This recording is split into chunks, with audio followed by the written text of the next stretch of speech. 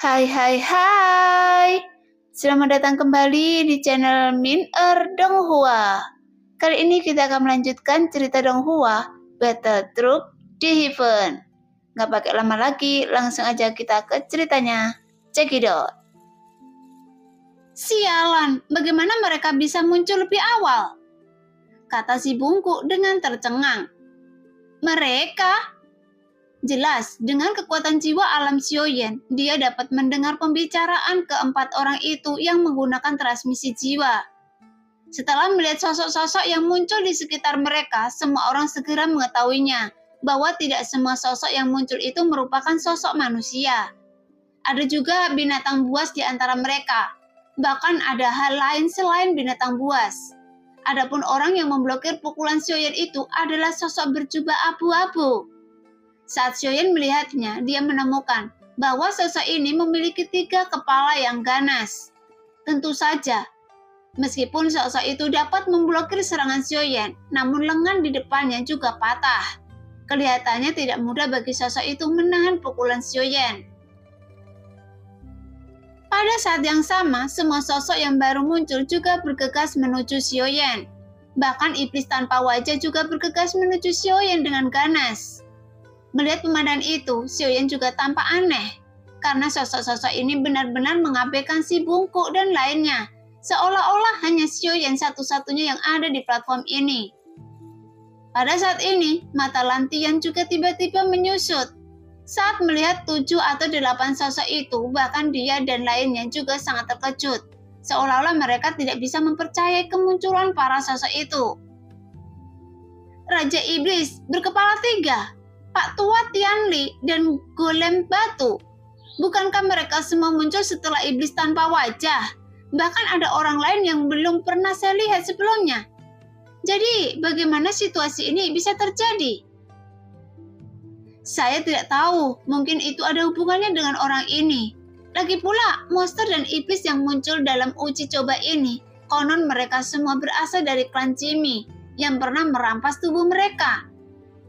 Monster dari setiap dunia itu masih bisa diselesaikan oleh kita jika sendirian, tapi jika mereka semua bersatu, tidak peduli seberapa kuat orang ini, saya khawatir kita semua akan dalam bahaya. Itu benar. Haruskah saya membujuknya untuk menyerah? Selama dia mau memilih untuk menyerah, kita bisa meninggalkan tempat ini. Sudahlah, orang ini tidak baik. Lagi pula para iblis dan monster ini tidak menarik minat kita sekarang. Jadi itu lebih baik. Setelah dia mati dalam pertempuran, belum terlambat bagi kita untuk mengakui kekalahan. Setelah mereka berempat berkumpul, mereka mulai berdiskusi satu sama lain.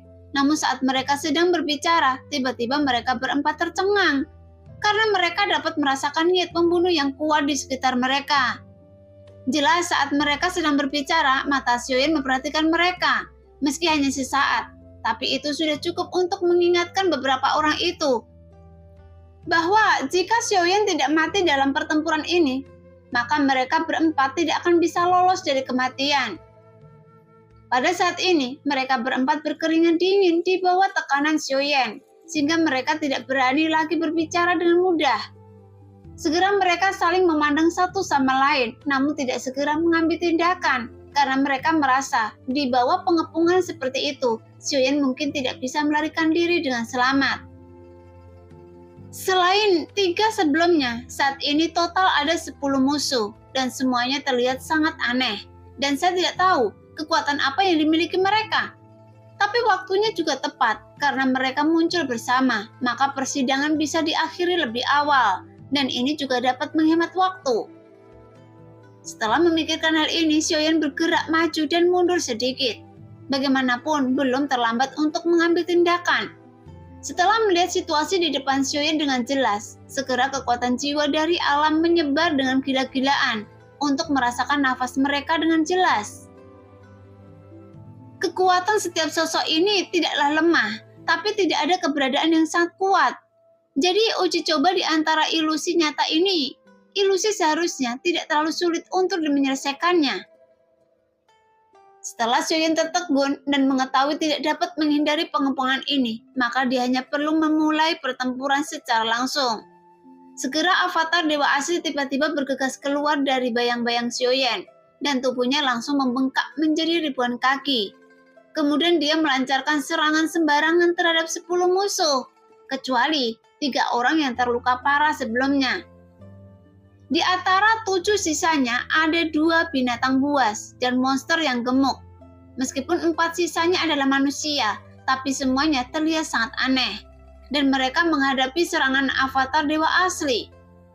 Tak satu pun dari mereka adalah vegetarian, dan mereka segera menyerang balik avatar Dewa Asli dengan ganas, yang membuat avatar Dewa Asli menembak mundur secara bertahap. Bahkan dia juga memiliki luka parah di tubuhnya. Jelas, avatar dari Dewa Asli hanya mengulur waktu untuk Xiaoyan yang berada di belakang. Adapun Xiaoyan sendiri, dia juga melambaikan tangannya dengan cepat. Kemudian nyala api dari 3 warna berbeda mulai terjalin secara gila-gilaan. Sehingga gelombang energi yang mengerikan memenuhi ke sekeliling, yang menyebabkan suhu di seluruh platform meningkat tajam. Setelah avatar Dewa Asli mundur ke belakang, Xiaoyan segera mengangkat tangan dan menjentikkannya. Akhirnya teratai murka Buddha 3 warna mengembun di telapak tangannya dan langsung terbang keluar. Sebelum kita bertarung dengan sungguh-sungguh, biarkan tempat ini berubah menjadi lautan api. Karena meskipun domain Dewa Abadi telah dibentuk kembali, hanya saja Xiaoyan tidak tahu, bisakah ke-10 orang dibawa ke domain Dewa Abadi secara bersamaan. Pada saat ini, mata Xiaoyan menunjukkan cahaya panas. Setelah teratai murka Buddha terbang dari ukuran aslinya sebesar telapak tangan, saat teratai itu menghadapi badai hingga berubah menjadi teratai api yang sangat besar. Itu mampu menutupi separuh platform. Adapun si Bungku dan yang lainnya yang melihat pemandangan itu, mereka dengan cepat mundur ke tepi. Tanpa pikir panjang, mereka bisa merasakan kekuatan penghancur yang sangat mengerikan menyebar dari teratai api tersebut. Tuar! Setelah teratai api meluas hingga ekstrim, ini adalah kekuatan kehancuran yang melanda semua tempat. Yang membuat di bawah ledakan yang sangat dahsyat itu, beberapa jeritan tiba-tiba datang dari ke-10 sosok itu. Segera Xiaoyan dapat melihat serangkaian sosok menunduk karena malu. Pada saat yang sama, pikiran Xiaoyan tergerak memanfaatkan kesempatan ini, dan dia tiba-tiba meluncurkan domain Dewa Abadi. Seolah-olah dalam sekejap, seluruh platform berubah menjadi lautan api dengan 3 matahari yang mengeluarkan suhu ekstrim menggantung di langit. Ada juga 3 pilar guntur yang seolah-olah menopang langit dan bumi. Bahkan semua ruang ini dipenuhi dengan kekuatan penghancur yang luar biasa kuat.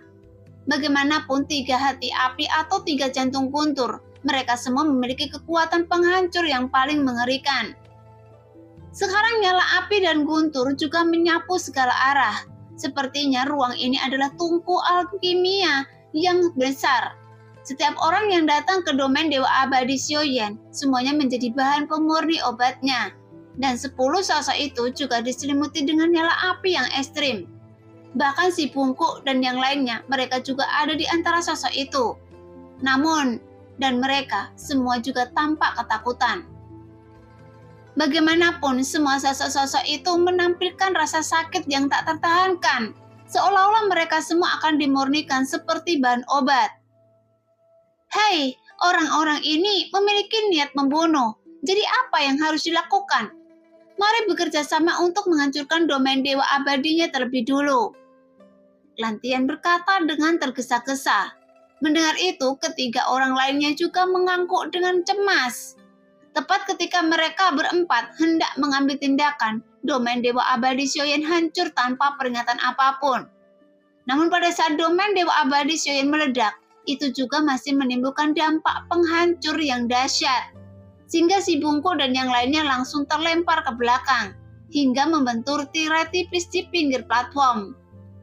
Sambil memuntahkan darah, nyala api juga membakar pakaian mereka. Akhirnya sosok-sosok ini mulai menunjukkan kekuatannya. Hanya saja saat mereka baru saja menerobos alam Dewa Abadi Xiaoyan, Saat itulah suara pelan terdengar lagi, dan keempat orang hanya merasakan cahaya kemasan bermekaran di depan mata mereka. Sosok yang menutupi langit dan matahari muncul di hadapan mereka. Bahkan ukuran tubuhnya jauh melampaui imajinasi keempat orang itu. Bagaimanapun sosok Xiaoyan adalah raksasa yang sangat besar.